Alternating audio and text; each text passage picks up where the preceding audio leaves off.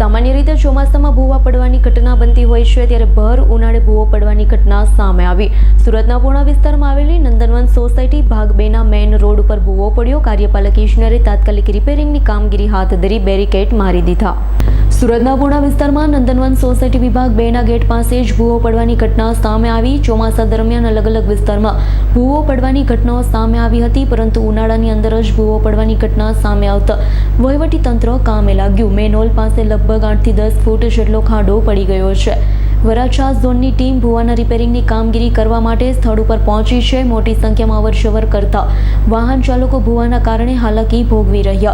પીવાના પાણીની લાઇનમાં લીકેજ થતા કાર્યપાલક ઇજનેર કરણ ભાવસારે જણાવ્યું, નંદનવન સોસાયટી પાસે પીવાના પાણીની લાઇનમાં લીકેજ થયું હતું, જેના કારણે મોટા પ્રમાણમાં પાણી બહાર આવ્યું।